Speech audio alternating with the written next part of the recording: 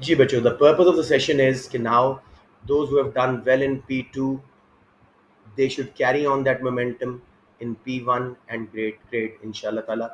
Those who haven't done that well in P2, उनके लिए makeup का चांस है. P1 ठीक ठाक हिस्सा है, 33.33% आपका P1 है, तो 1/3 तो पड़ा है. You can use this to boost your grade. ठीक है, तो this is the idea. Composite वालों को यही बात P4 और P3 पे भी अप्लाई करेगी. How this session will go. 20 classes हैं, barring if you miss a day और टू, लेकिन कोई 600 यूज मैं आप लोगों को करवाऊंगा इंशाल्लाह. और आई वुड एक्सपेक्ट कि आप लोग कम से कम 400-500 एमसीक्यूज खुद करेंगे. डेली एक पेपर करते जाओ, आपके 600 हो जाते. मिस अ डे और सो 500 हो गए. 1000 का जब क्वेश्चन बैंक हो जाता है, बच्चे फुली रेडी हो जाते हैं. अच्छा, I'm gonna send you a very important document in your exam prep groups जिसमें टॉपिकल एमसीक्यूज आपके हर टॉपिक के उसके अंदर मौजूद हैं. So rather than you do yearly, मैं आपको ईयरली करवा रहा हूँ, आप लोग टॉपिकल उस डॉक्यूमेंट से करते जाइएगा. I will share that document with you at the end of the class. Same will happen for P3 from day after tomorrow. Everyone clear, या कोई थोड़ी सी मजीद बात समझना चाह रहे हैं? अच्छा जी, I think we all are. Let's make a start. मैंने पेपर पहले ही निकाल के रखे हुए हैं. ये आपका है जी स्पेसिमेन पेपर 2023. मोस्ट क्लासेस में ये करवा चुका था, P4 भी, P3 भी और P1 भी, लेकिन there is no harm in going for it again. अच्छा, मैंने मार्क स्कीम खोल दी है. Here we go. तो बेटे पहले तो देख लो. आज मुझे एक बच्चे ने बताया जी कि मुझे पता था कि 1 आवर 30 मिनट्स है P4 में, तो मैंने जल्दी से पेपर कर दिया. कैसे हो सकता है? आप लोग इतनी बार बताया हुआ है कि भाई 2 घंटे का था. इसके अंदर अलबत्ता आपका 1 आवर होता है और इसमें टाइम मैनेजमेंट कभी इशू नहीं हुआ. हाँ, बच्चा कॉन्सेप्ट नहीं है और वो स्टक हो गया, दैट इज समथिंग एल्स. लेकिन most MCQs I would say take 30 seconds to 1 minute. आसान होते हैं, कुछ तो 10 सेकेंड वाले भी हैं, लेकिन don't spend that less time. अच्छी तरह स्टेटमेंट्स पढ़ें. और कुछ एमसीक्यूज होते हैं जो आपको 2 3 4 मिनट भी ले सकते हैं, जैसे कंपैरेटिव एडवांटेज वाले, उसमें कैलकुलेशन होती है. So just make sure you divide your time sensibly and इंशाल्लाह ताला there is no reason why you would not do well. चले जी, अब मैंने कुछ बातें बताई हैं मोहम्मद, अब्दुल वहीद और जो बच्चे बाद में आए हो कि सेशन कैसे होगा. एक इंपॉर्टेंट बात मैं रीट्रेट कर रहा हूँ. आफ्टर दिस क्लास इंशाल्लाह I am sending you a topical as document, और उसके एंड पे ईयरलीज भी हैं, लेकिन मेनली उसमें आपको टॉपिकल हर टॉपिक के ऊपर काफ़ी सारे मिल जाएंगे. और वो जो मैंने पहले बुक भेजी हुई थी वो 2016 तक की थी, ये लेटेस्ट तक है, तो इसमें आपको ज़्यादा अच्छा क्वेश्चन बैंक मिलेगा. वो आप लोगों ने करना है, मैं आप लोगों को करवा रहा हूँ. और वो टॉपिक जो नए ऐड हुए हैं जिसका आपके पास क्वेश्चन बैंक नहीं है, वो मेरा काम है. राइट जी. इब्राहिम अली, कैसा हुआ पेपर आपका P4?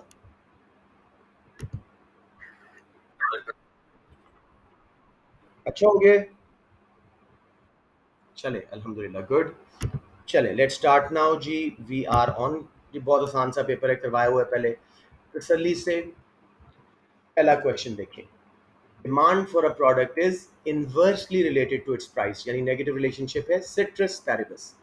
What does term ceteris paribus mean इस क्वेश्चन के कॉन्टेक्स्ट में? तसल्ली से ऑप्शंस देखिए और मुझे आप लोग बताएं कि आपके ख्याल में कौन सी सही ऑप्शन है.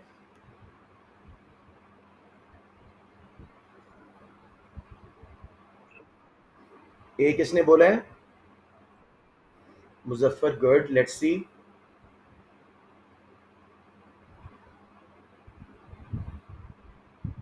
Is everybody happy with A?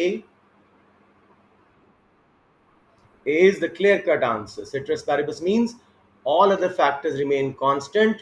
सिर्फ प्राइस को हम on the curve extension contraction देख रहे हैं, डिमांड कर्व निकाल रहे हैं. बाकी फैक्टर्स ईडी पैम्स के, incomes, direct taxes, interest rates, population, advertisement, media and substitutes and complements, सबको हमने कांस्टेंट कर दिया. ये एक करेक्ट ऑप्शन थी. किसी बच्चे ने कोई गलत ऑप्शन चूज की हो और कोई कॉन्सेप्ट में गड़बड़ तो प्लीज बता दें. सिट्रस पैरिबस के बारे में कोई confusion? Okay, let's go to the second one. What is likely to be introduced in the market for bus travel if an economy moves from a mixed economy to a market economy? अगर वो market economy की तरफ जाती है तो क्या चीज़ introduce होने का चांस है? तसल्ली से चारों ऑप्शन देखो, जिसमें गवर्नमेंट इंटरवेंशन नहीं होगी ना, वो सही ऑप्शन। ये किसने बोला? शरियार खान ने। शरियार ने, ठीक है। ए ऑप्शन बिल्कुल ठीक है। फ्री बस ट्रेवल कभी प्राइवेट सेक्टर आपको फ्री नहीं देगा। मैक्सिमम प्राइस गवर्नमेंट लगाती है, सब्सिडीज गवर्नमेंट देती है, तो option A was the only logical option. किसी बच्चे को इसमें प्रॉब्लम आया हो?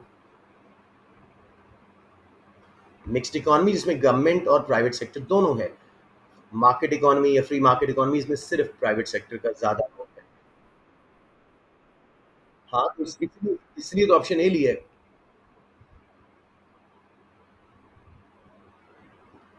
पहले गवर्नमेंट ने अपने पास बस रूट्स रखे हुए थे, अब प्राइवेट कंपनीज भी बिड कर सकती हैं बस रूट्स के लिए। बाकी तीनों तो साफ साफ देखो ना, फ्री ट्रैवल स्कूल चिल्ड्रन के लिए, मैक्सिमम प्राइस, सब्सिडीज, सब गवर्नमेंट इंटरवेंशन है। सिर्फ ए में फ्री मार्केट की तरफ आप आ रहे हो। Abdullah Baig, are you clear? Okay. Number 3 जी, this is a pretty good question और इसमें गलतियां होने का इम्कान होता है। I'll make it a little bit smaller so you can see the whole screen. The diagram shows PPC of maize and beans, दोनों लिखी हुई हैं y and x axis पे, has changed from PPC1 to PPC2, यानी ये जो pivotal shift हुआ, हम ज़्यादा beans बना रहे हैं, maize उतनी ही बन सकती हैं।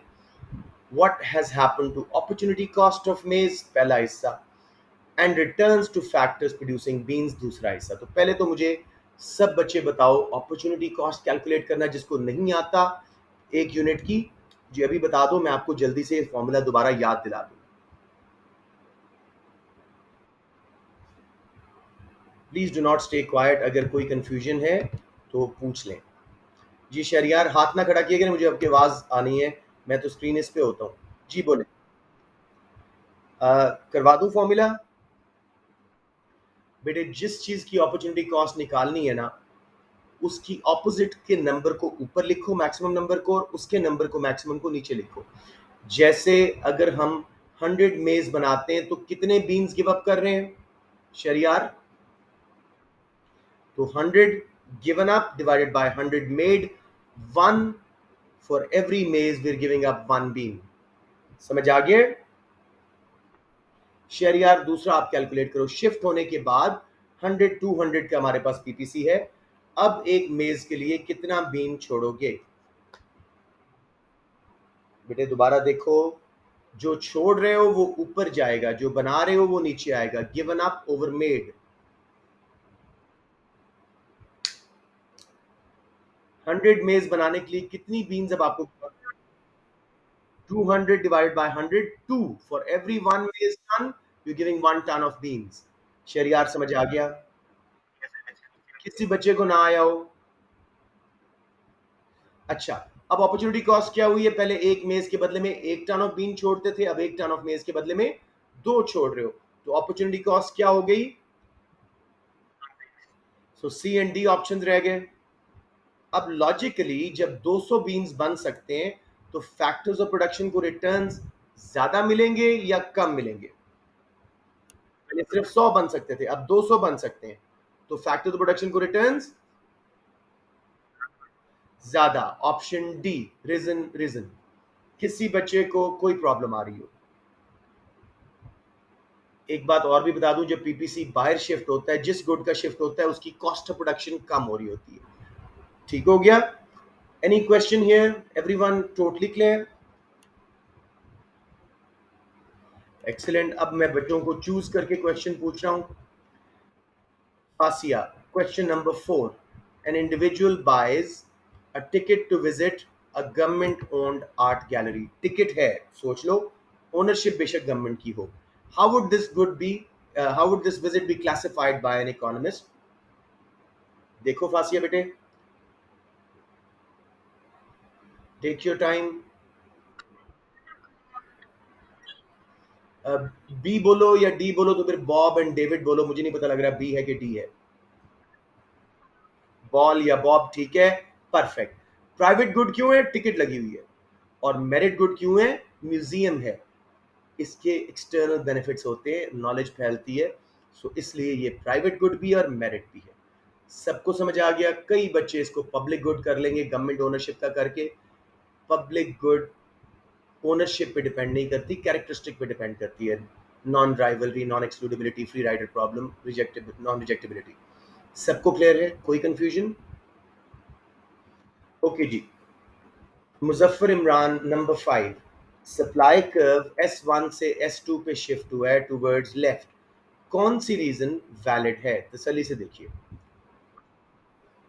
Very quick, very quick. Decrease in subsidy.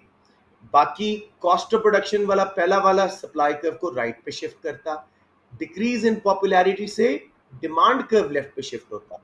Decrease in tax on the good से अगेन सब्सिडी वाला इफेक्ट होता, इनडायरेक्ट टैक्स कम हुआ, राइट पे शिफ्ट सप्लाई। तो सिर्फ सी करेक्ट है, अभी तक आप लोग 100% सही जा रहे हो जी। What is not an example of the role of factor enterprise in a modern economy? इसको करेंगे जी अब्दुल वहीद फ्रॉम BTSC। अब्दुल वहीद, कौन सा एंटरप्राइज का रोल नहीं है? कोई बिल्कुल पेटी सा रोल होगा जो कोई क्लर्क भी कर सकता है। एंटरप्राइज के हमेशा डिसीजन मेकिंग रोल्स होते हैं, तो take your time and choose the correct one.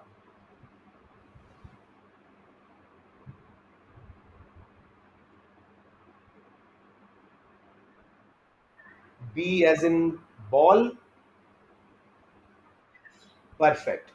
देखो पहला वाला क्या था? Deciding on new export markets, tough decision है, मैनेजरियल डिसीजन है, एंटरप्राइज का डिसीजन है। सी क्या था? Reducing cost through introduction of a new shift system for employees, ये भी अच्छा खासा हायर लेवल मैनेजमेंट डिसीजन है। Transforming the production process with introduction of technological improvement, huge decision. ये सारे एंटरप्राइज करेगा। सप्लायर्स को पेमेंट तो एक बच्चा भी कर सकता है। आप उसको लाख रुपए देके चले जाओ कि मिस्टर ए आएगा तो उसको 20 दे देना, मिस्टर सी आएगा तो उसको 30 दे देना। समझ आ गया? ये क्लैरिकल रोल एंटरप्राइज का नहीं था। किसी को एंटरप्राइज में प्रॉब्लम आ रही हो, it is the risk taking ability of a person called entrepreneur who combines other factors of production with the aim of making profit। ठीक है, रिस्क क्या है? लॉस का। तो उसका डिसीजन क्या? Risk taking ability, combines factors of production, decision making करता है, इनोवेट करता है। ये है entrepreneur, enterprise, sorry. Number 7, good question, and I'll give it to a good child. Let's see, there are many good children in the class.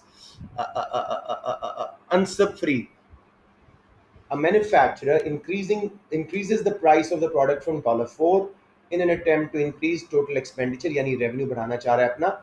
Table shows the outcome of the policy। सोचो उसने price बढ़ा रहा है और साथ साथ expenditure बढ़ रहा है, इन दोनों की प्रोपोर्शन कैलकुलेट करो, कैसा डिमांड कर्व होगा? चार ऑप्शंस में से, you can take your time. आपको शायद कैलकुलेटर लेना पड़े।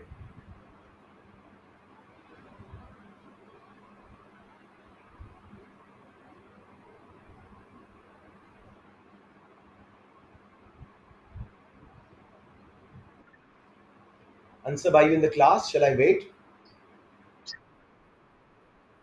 Okay, okay, sure. In the meantime, while is bringing it, आप लोग देखो 4 to 5 गया, कितने परसेंट प्राइस चेंज है? 1/4 into 100, 25%। एक्सपेंडिचर में कितना चेंज आया? 4 to 500, 100 change over total expenditure 400 into 100, 25%। तो 25 over 21, 25। क्या आंसर आया? समझ आ रही है बात?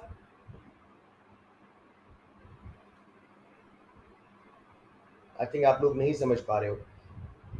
जितनी वो प्राइस बढ़ा रहा है उतना रेवेन्यू साथ साथ बढ़ता जा रहा है। खैर आंसर को आने देते हैं, let's see how it does it.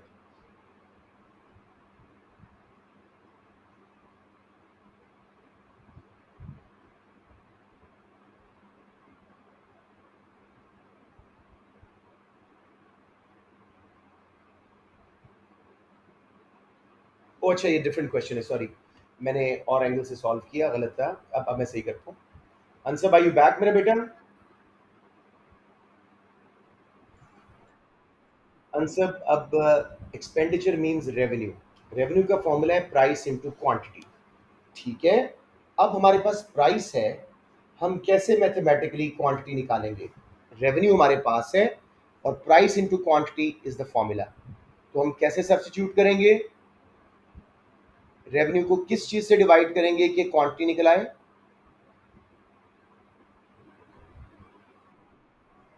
Price से। करते जाओ, मुझे बताओ क्या क्वांटिटी पे इफेक्ट आ रहा है प्राइस बढ़ाने से?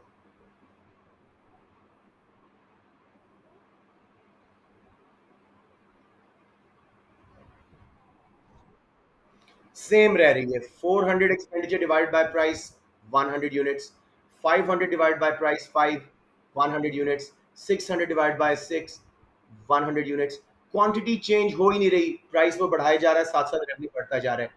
कौन सी elasticity answer? Perfectly inelastic, not elastic बेटे, परफेक्टली इन इलास्टिक। मुजफ्फर आपने गलत बोल दिया। क्वांटिटी हिल ही नहीं रही, वो प्राइस बढ़ाया जा रहा है, साथ साथ उतना रेवेन्यू बढ़ता जा रहा है। ये परफेक्टली इन इलास्टिक का है। आपने क्वांटिटी 400 ओवर 4 डिवाइड की तो 100 आई, 500 ओवर 5 की तो 100 आई, 600 ओवर 6 की तो 100 आई। सो क्वांटिटी तो चेंज हो ही नहीं रही। ये कौन सी है? परफेक्टली इन इलास्टिक, हर प्राइस पे same quantity. Muzaffar, did you get it now? Okay, number 8। Muzaffar Imran, आप ही सॉल्व कर दो, बहुत आसान क्वेश्चन लग रहा है। Firm establishes the price elasticity of supply of its product and has a value of 0.3। inelastic supply है, 1% प्राइस चेंज, 0.3% सप्लाई चेंज होगी। yes, it uses a high proportion of perishable raw materials। अब उसके raw materials perishable है, store नहीं कर सकता। जब price बढ़े तो फटाफट सप्लाई नहीं बढ़ा सकता। ए में अनयूज्ड कैपेसिटी थी, स्पेयर कैपेसिटी थी। ये तो बहुत अच्छी बात है। जब भी डिमांड बढ़े, प्राइस बढ़े, वो सप्लाई बढ़ा सकता है साथ में आसानी से। Elastic, lot of stock of its product, उसके पास फिनिश गुड्स का स्टॉक पड़ा है, जब प्राइस बढ़ेगी रिलीज करेगा। Elastic. D is uses factors of production that are easily substituted. अगर लेबर नहीं मिल रही, कैपिटल यूज कर लेगा, जब भी प्राइस बढ़ेगी सप्लाई को बड़ी आसानी से अपने हिसाब से बढ़ा सकेगा। राइट जी। अब मेरा बेटा 8 क्वेश्चंस हो गए and so far you guys have performed very well. अब मैं जा रहा हूँ जुर्वा के पास। जुर्वा बेटे, माइक ऑन कीजिएगा। ये जरा क्वेश्चन देखिए। Diagram shows the market for oil, original equilibrium is at P. तो पहले फेमिलियर हो जाओ कि पी कहाँ पे है। दो चीजें, there is a reduction in world oil supplies due to war in some supplying countries. इससे सोचें कौन सा कर्व किधर शिफ्ट होगा। Place your finger there. At the same time some importing countries are much colder than usual. कुछ जो oil import करते थे कंट्रीज, वहां ज्यादा सर्दी पड़ रही। तो सोचो ऑयल के किस चीज पे इफेक्ट पड़ेगा और मुझे फाइनल इक्विलिब्रियम प्राइस बताएं। Take your time. It will be P4। Can you explain your rationale? It's correct. Supply curve left पे शिफ्ट हो गया। बिल्कुल, बिल्कुल सही है। यस, क्योंकि उन कंट्रीज में ठंड थी, they will demand more oil for heating purposes. Demand curve right पे शिफ्ट होगा। S1 और D1 का इक्विलिब्रियम P4 पे आ रहा है। किसी बच्चे को ये क्वेश्चन समझ ना आया हो, it was a good question and she solved it very well. किसी बच्चे को ना समझ आया हो ये question? Okay, let me see the names कि मैं अब किस बच्चे को मजीद क्वेश्चन पूछूं। All right, let's move on. Abdullah Baig the great, आप देखो नंबर 10।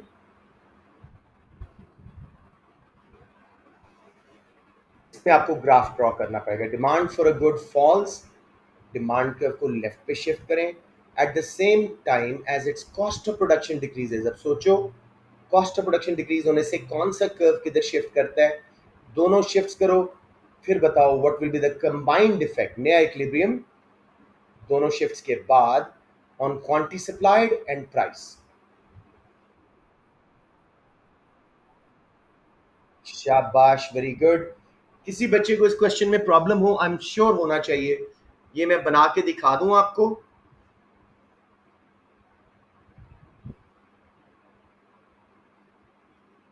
चले, मैं वैसे ही रिकॉर्डिंग के लिए बना रहा हूं, जस्ट इन केस किसी बच्चे को उस वक्त समझ ना आए।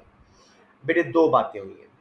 एक उसने कहा है कि आपका जो डिमांड कर्व है वो फॉल हुई, डिमांड तो of course demand curve left पे शिफ्ट होगा। P Q, demand, supply, equilibrium, ये था बिफोर एनी चेंजेस, ये प्राइस एंड क्वांटिटी मार्केट में चल रही थी। अब डिमांड को मैंने कराया लेफ्ट पे shift according to the information D1 पे, लेकिन अभी नया इक्विलिब्रियम नहीं बनाया। सप्लाई कॉस्ट ऑफ प्रोडक्शन कम होने की वजह से राइटवर्ड शिफ्ट होगी S1 पे। अब S1 D1 का इक्विलिब्रियम देखें, क्वांटिटी अनसर्टेन है, depends on the net shift, और प्राइस ऑफ कोर्स कम हो गई है। किसी बच्चे को इसमें प्रॉब्लम आ रही है? Faizan Elahi, are you 100% clear on this? Okay great, let's move on to the next question. और फैजान आप ही सॉल्व करो। A government imposes a specific indirect tax on a product।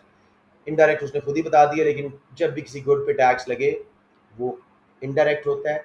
When will the tax cause the greatest reduction in consumer surplus for the buyers of the product? इस तरह का question आपका part A आया था section B के अंदर। कब burden consumer पे सबसे ज्यादा होगा? इलास्टिसिटीज देखो और सही ऑप्शन पिक करने की कोशिश करें।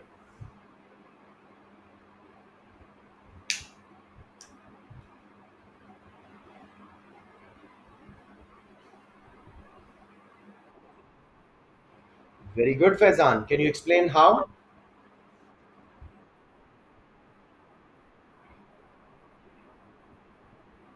तो प्रोड्यूसर ज्यादा बर्डन पास कर देगा कंज्यूमर पे, बहुत अच्छे। और सप्लाई तो अपने ऊपर बर्डन नहीं लेगा, छोड़ देगा सप्लाई करना। यस वेरी गुड, शाबाश Faizan, good. How was your P2 Faizan, by the way? गुजारा हो गया था? Okay. Number 12, it's a repeat question, I can not count how many times, ये चार पांच बार तो आया हुआ है। Manoor Hasan from LGS। Manoor mic on कीजिएगा। Table shows the maximum amount three students would each be willing to pay for a taxi to take them home from a nightclub। Jane $10 देने को तैयार है मैक्सिमम, सारा 8 और Yasmin 6। The fare for the taxi is 12, assuming they share the taxi fare as shown in the table below. अगर वो share करते हैं यानी हर कोई $4 देता है, which row shows how much they each should pay so that each obtain the same consumer surplus? there's a lot of working, take your time। बस maximum willingness में से जो वो पे कर रहे हैं निकाल दो, आपको कंज्यूमर सरप्लस मिल जाएगा। कहाँ पे सही आंसर आएगा? ना ना ना, वेट करो। D for David, perfect. Manoor can you explain your rationale, कैसे किया?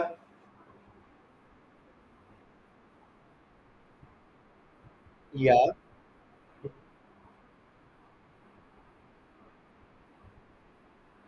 10 minus 4 6 again, 8 minus 4 for सारा, वेरी गुड। 6 minus 4, तो बिल्कुल सही हो गया जी। मैं क्लास के लिए बता दूं, रिकॉर्डिंग के लिए, बिकॉज मानूर की आवाज नहीं आएगी उसमें। जेन 10 मैक्सिमम पे करने को तैयार थी, पे किया 4, 10 माइनस 4 6। सैरा 8 पे करने को तैयार थी, 4 पे किया, 8 माइनस 4 कंज्यूमर सरप्लस 4। यास्मीन का 8 माइनस सॉरी 6 माइनस 4 2। तो ऑप्शन डी इज करेक्ट। किसी बच्चे को इसमें मसला आया हो? Excellent. Let's move to number 13. Now I'm going to Khadija Mazhar. A government fixes a minimum price for a service. What will be the outcome of such a policy? Khadija तसल्ली से पहले देखिएगा मिनिमम प्राइस सही जगह लग रही है कि नहीं, तसल्ली से।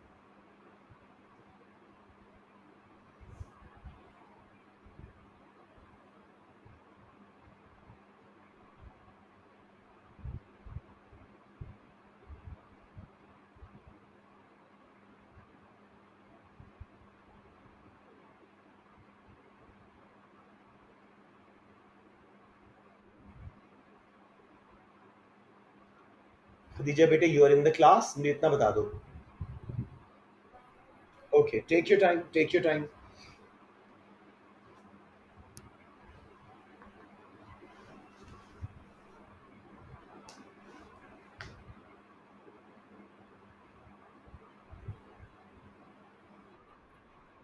डेविड या बॉल?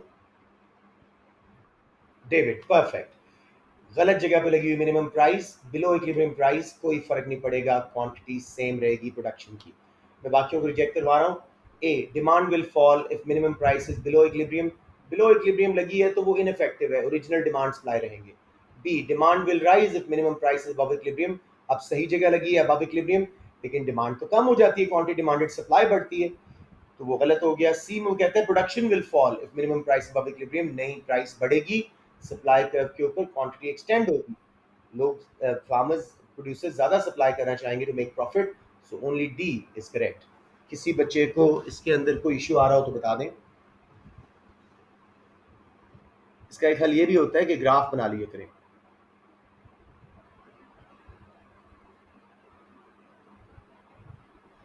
All right, number 14.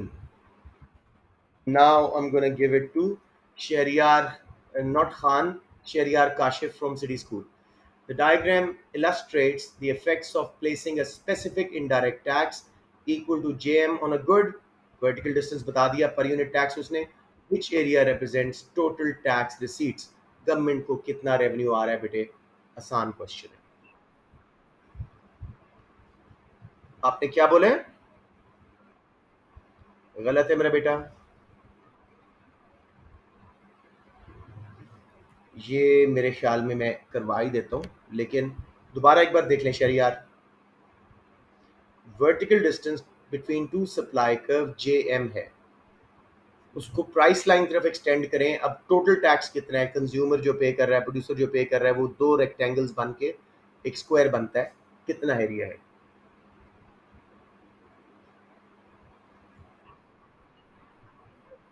नहीं, बिल्कुल गलत है। Let's do it, let me quickly. A बोल रहे हैं, वो भी गलत है। अच्छा जी, इसको मैं आपके लिए यहाँ स्क्रीनशॉट लगा दिया। बहुत आसान है, पता नहीं कैसे आप लोगों ने गलती की। Vertical distance between the two is J M.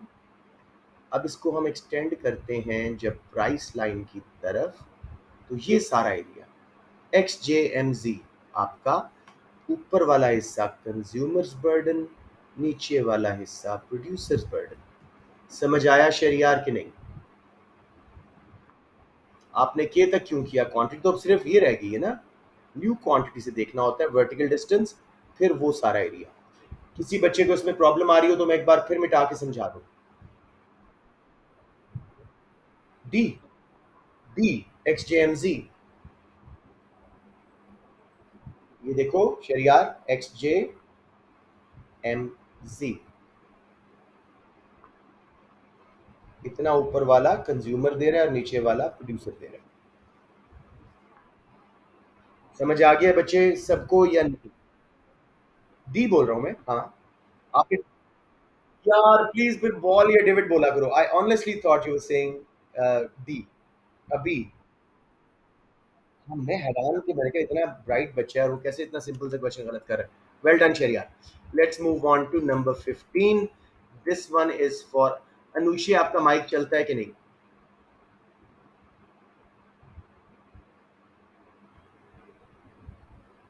Means नहीं चलता। Manha, number 15, diagram shows demand curve D1 and supply curve S1 पहले वाला, ठीक है। For a good, government decides to pay producers a specific subsidy for each unit supplied to the market, which curve shows the new effective demand or supply curve? Government ने subsidy दी है, कहाँ जाएगा? So option D as in ball, बिल्कुल ठीक है। सबको समझ आ गया जी? सिंपली एक सब्सिडी उसने दी थी, सप्लाई कर्व S2 पे आ जाएगा। ये S4 उसने आप लोगों को परेशान करने के लिए लगाया था, उसका कोई ताल्लुक नहीं था। सबको समझ आ गया? ग्रेट। अब थोड़ा सा हरी करते हैं बिकॉज टाइम थोड़ा रह गया है। Number 16, this I give to तकरीबन सब बच्चों से मेरी बात हो। हाजिक साहब, हाजिक साहब, number 16, planned government expenditure for a country is the fiscal year in the fiscal year 2016 is estimated at 760 billion. Top 5 areas of expenditure are given below. what is the total amount in billions of dollars spent on transfer payments shown in the table? Highlight करें अपने mind में, इन सब में से transfer payments कौन कौन सी हैं, उनको ऐड करें, सही ऑप्शन बताएं.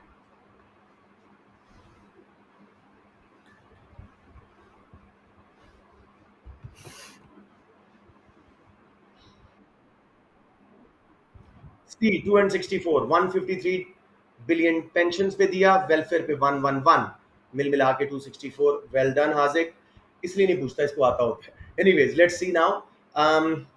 अगर मैं इसी क्वेश्चन में जरा चेंज करूं, कोई बच्चा बता दे मेरिट गुड्स पे कितना स्पेंड किया गवर्नमेंट ने. सिर्फ मुझे आइडेंटिफाई करवा दें कौन कौन सी है. Health care, education. Public goods पे कितना स्पेंड किया? 45. डिफेंस. परफेक्ट. तो आसान से क्वेश्चन है इस तरह से.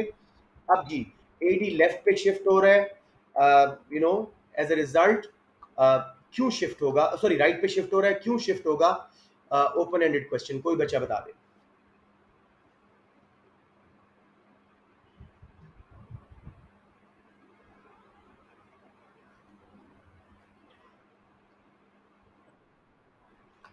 Wrong.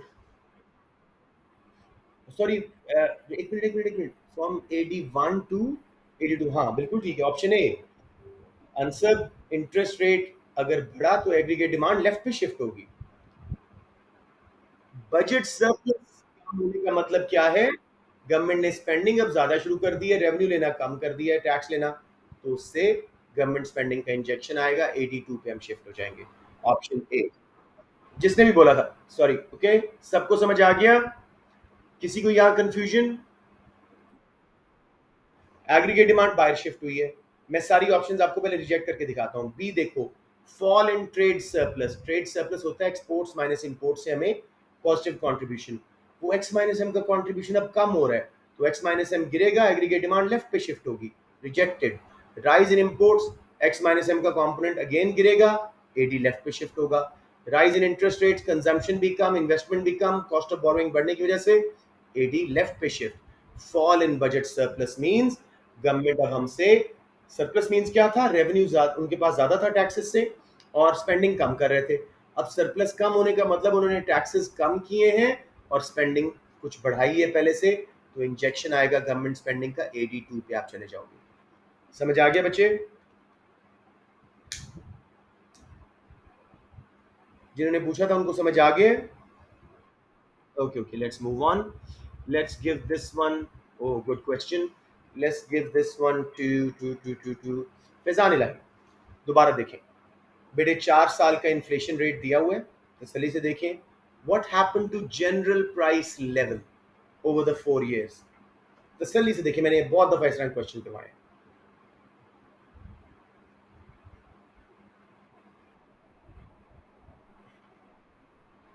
D as in dog, बिल्कुल ठीक है.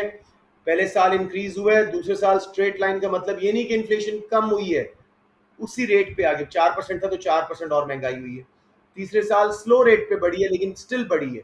पहले 3 साल बढ़ी है, चौथे साल डिफ्लेशन आई है, जीरो से नीचे आए हो, तब प्राइस लेवल डिक्रीज होगा. सबको समझ आ गया ये? All right, number 19. Hassan Jamil, if you're there, diagram shows short-run aggregate supply curve for an economy at which equilibrium level of national income is a reduction in rate of interest likely to cause the greatest inflationary increase for the economy. कहाँ inflation सबसे ज़्यादा होगी, यानी interest rate कम होने से जो aggregate demand curve shift होगा, A B C D, कौन से इक्विलिब्रियम में सबसे ज़्यादा इन्फ्लेशन आने का चांस है जब एग्रीगेट डिमांड बाहर शिफ्ट होगा? Hasan Jameel, are you there? I expected him not to be. चले, कोई बचा ले लो बेटे, टाइम थोड़ा है, जल्दी से बताओ. डी, हम फुल एम्प्लॉयमेंट के पास पहुंच गए हैं. जितना इन इलास्टिक होता जाएगा उतनी शॉर्ट एंड एग्रीगेट सप्लाई का उतनी इन्फ्लेशन होने का चांस. सबको समझ आ गया? बेशक चार्ट एग्रीगेट डिमांड कब लगा के शिफ्ट करके देख लीजिएगा, हमने कई दफा किया. Everyone clear on this? Number 20.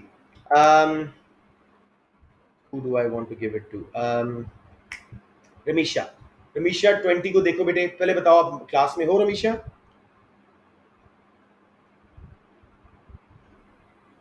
Okay, not there.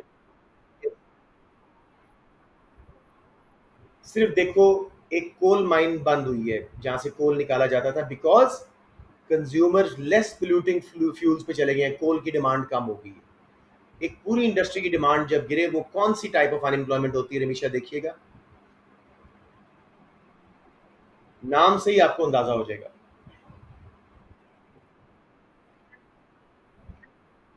ना, दोनों नहीं है। Anybody else? स्ट्रक्चरल बेटे रमीशा साइक्लिकल होती है जब एग्रीगेट डिमांड पूरे मुल्क की गिरती है।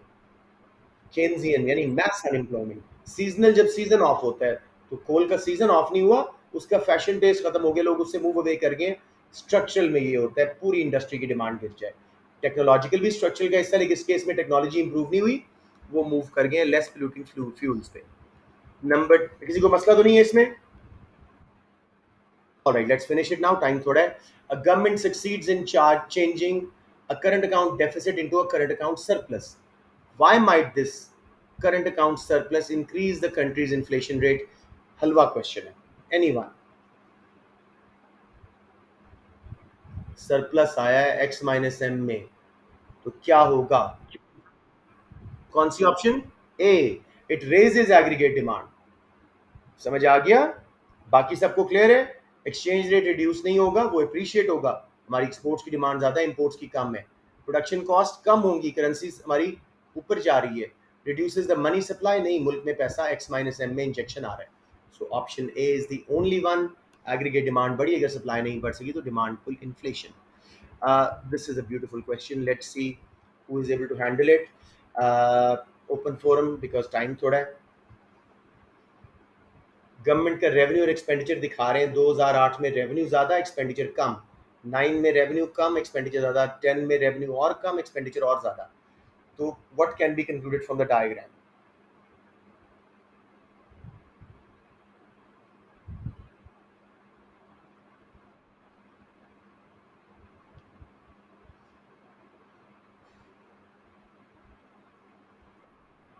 Yes please. B as in ball. बिल्कुल ठीक है। बजट डेफिसिट बढ़ा है, 2008 में सरप्लस था, 9 में डेफिसिट हुआ, 10 में और डेफिसिट हो गया। वैसे इस क्वेश्चन में मुझे थोड़ा सा एक मसला है। Economy move from a point with in PPC to a point on it is also correct, कि जब भी गवर्नमेंट एक्सपेंशनरी पॉलिसीज यूज करती हैं, एग्रीगेट डिमांड बढ़ती है, we move from a point inside PPC towards PPC. So C is also correct and very correct. So may be, यही तो मैं कह रहा हूँ, यही तो मैं कह रहा हूँ, लेकिन खैर वो सी भी इसी तरह इनकरेक्ट हो जाएगा। अब मानना पड़ेगा बजट डेफिसिट इंक्रीज और सी दोनों ठीक है अपनी जगह पे, लेकिन B is more likely. This I am not happy with the question. CI ने जरा की है। सॉरी, साफ साफ है ना, बजट डेफिसिट तो कंफर्म बढ़ा है ना, समझ रहे हो? है तो वो भी कंफर्म, दोनों करेक्ट हैं। सो बिकॉज साफ साफ बजट डेफिसिट का क्वेश्चन था, तो उसको पिक कर रहे हैं। Got the point? Unfortunately question ज़्यादा स्मार्ट बनाने के चक्कर में गलत हो गए। In recent years, an economy has experienced changes in price level, as shown. Price level पहले स्लो स्पीड पे बढ़ा है, जीरो से ऊपर बढ़ रहा है, फिर 2015 से पहले ये गिर गया है, यानी डिफ्लेशन हुई है। डिफ्लेशन अब आ गई है। Which government policy is most effective in reversing the trend shown in the price level? कैसे प्राइस लेवल बढ़ाया जा सकता है? कोई एक्सपेंशनरी पॉलिसी ढूंढो जल्दी से। D as in David, reduce interest rates, उससे भी एक्सपेंशन आएगी, cost of borrowing come, consumption investment के इंजेक्शन, मनी सप्लाई से भी दोनों काम होंगे, आउटवर्ड शिफ्ट। ये बड़े बोरिंग होते हैं। Diagram shows Greece's trade position with EU and Russia between 5 and 14. imports from EU ऊपर वाली लाइन है, exports to EU नीचे वाली, और सबसे नीचे वाली imports from Russia है, और exports to Russia straight line बिल्कुल जीरो के पास, कोई एक्सपोर्ट नहीं कर रहे। What can be concluded from the period? मैं जल्दी से देख के खुद ही कर लेता हूँ। B, Greece's annual trade deficit with EU was lower in 14 than 5।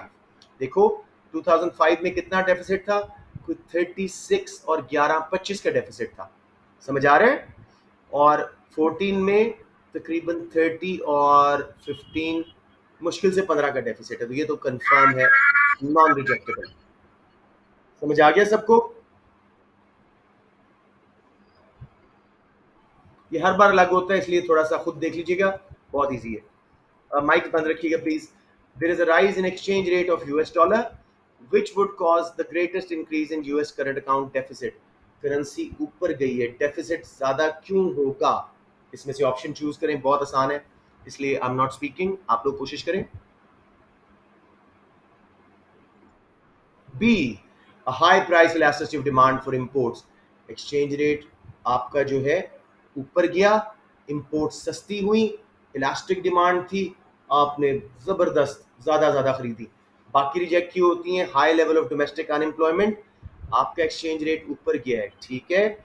और आपके मुल्क में करंट अकाउंट डेफिसिट, हाँ, आपके मुल्क में ये कैसे अनएम्प्लॉयमेंट थी, इसका मतलब लोकल फर्म्स कम बना रही थी, तो इम्पोर्ट्स तो फिर भी होंगी।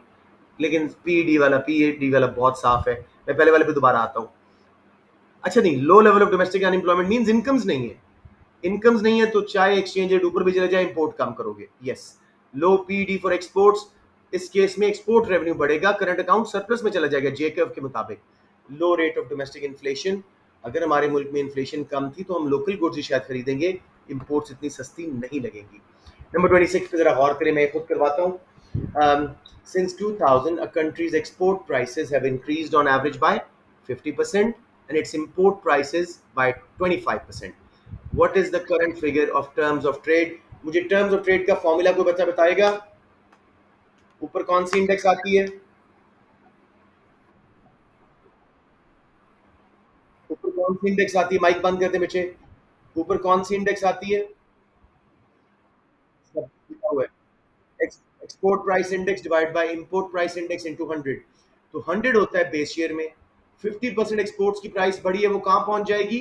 150 पे। और इंपोर्ट प्राइसेस 25% बढ़ी है, वो 100 से 125। So 150 divide by 125 into 100, option C 120। सबको क्लियर है? ये दोबारा बता दो। Anyone who struggling here? Export price index, जितने परसेंट महंगाई हुई है उसको एक्सपोर्ट्स की ऐड कर दो, 150 पे चला गया उसका प्राइस लेवल। इंपोर्ट्स 25% बढ़ी है, 100 से 125 पे चली गई। अगर ये गिरती तो नेगेटिव माइनस करना था। 150 ओवर 125 इन 100 बेस ईयर है बेटे, अजम्पशन नहीं है। हमेशा बेस ईयर में 100 होता है, जैसे सीपीआई में होता है, वही कॉन्सेप्ट है इसमें। या 27, ओ बहुत टाइम लेगा, लेट्स मूव ऑन टू 28। इसको देखेंगे कि टाइम बचता है। Which government policy is most likely to focus on an increase in quantity of skilled labour? कोई आसानी से देखें कौन सी पॉलिसी स्किल्ड लेबर पर। D, supply side policies. Exchange rate policy current account के लिए, फिस्कल पॉलिसी एग्रीगेट डिमांड बढ़ाने के लिए, मॉनेटरी भी एग्रीगेट डिमांड बढ़ाने या कम करने के लिए, supply side skilled labour education and training. 29G, a small trading country decides on a policy of import substitution। इसका क्या मतलब है? ज्यादा खुद बनाएगा, जो पहले चीजें इंपोर्ट करते थे अब वो खुद बनाओगे। What is most likely reason for this policy? To follow the principle of absolute advantage. नहीं, इंपोर्ट क्यों करता था? एब्सोल्यूट एडवांटेज नहीं था, अभी बाहर से मंगवाता था। To influence world prices in international market. नहीं, वो अपने घर में अपनी कंपनीज को बचाना चाह रहा है, is correct. To protect local industries from foreign competition, yes.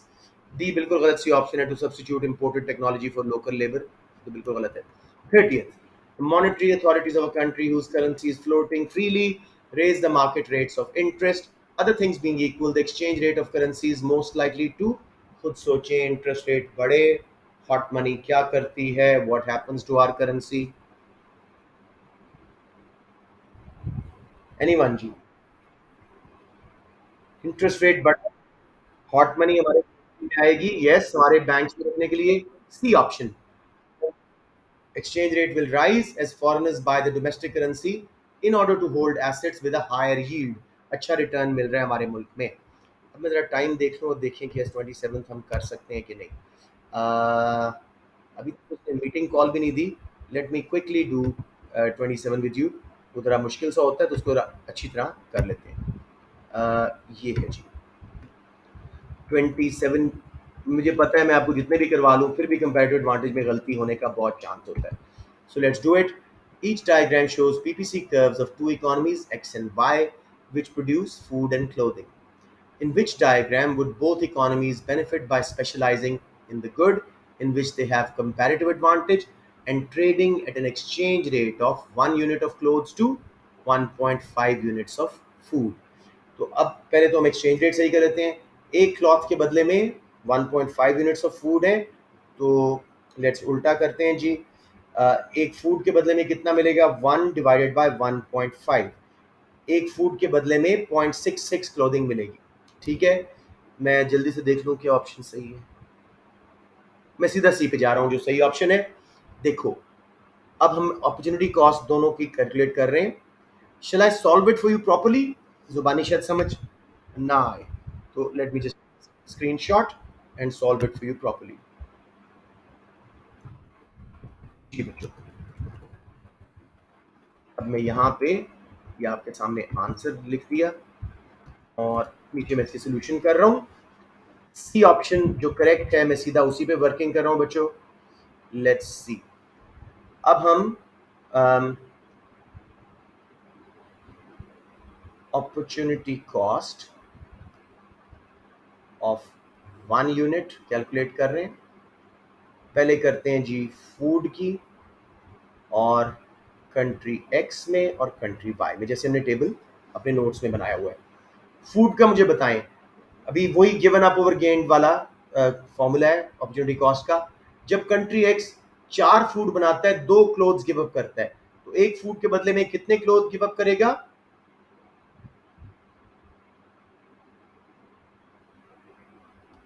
वही जो पीपीसी में भी कैलकुलेट करके आए हो. अगर 4 फूड बनाता है, 2 क्लोथ्स गिव अप करता है. गिव अप ऊपर लिखो, जो बनाया वो नीचे लिखो. कितनी क्लोथिंग छोड़ रहा है? 1 यूनिट ऑफ फूड के लिए कंट्री एक्स कितनी क्लोथिंग छोड़ रहा है बच्चों? Come on. 0.5, 2/4. और कंट्री वाई कितनी छोड़ रहा है? 5 उसका कॉम्बिनेशन है, तो वो छोड़ रहा है 1 क्लोथिंग. समझ आया बच्चों कि नहीं?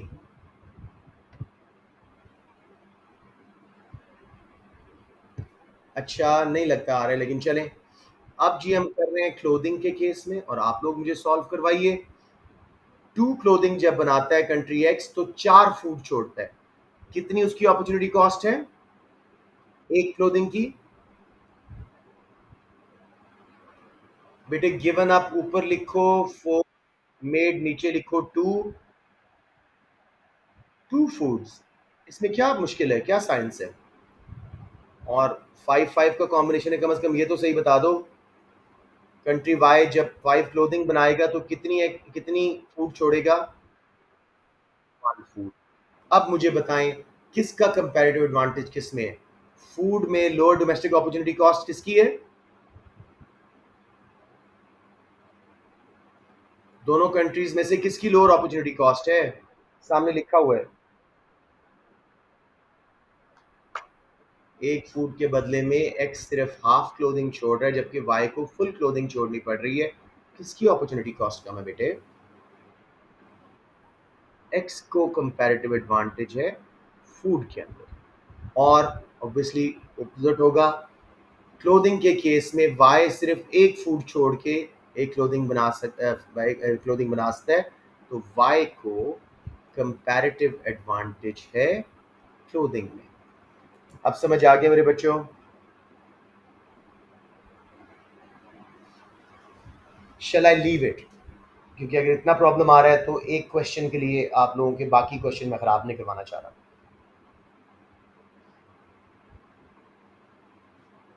बताएं बच्चों. Guide me. You not giving me any yes और नोज. टाइम भी खत्म हो गया बेटे, 8 मिनट रह गए. जल्दी से बताएं मुझे, करवा दूं बाकी का या नहीं समझ आ रहा बिल्कुल?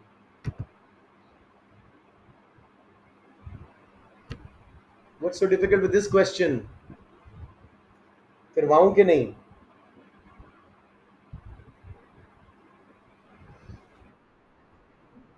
बाकी हो गया पेपर पूरा. अभी हुआ था, अभी पूरा नहीं हुआ था बेटे।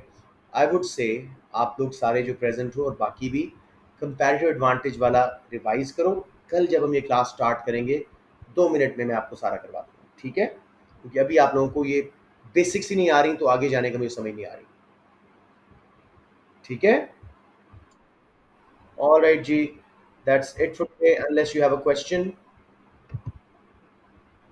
मैं वो डॉक्यूमेंट भेज रहा हूँ टॉपिकल वाला, उसको प्लीज़ सॉल्व करना शुरू कर दें ऑन योर ओन।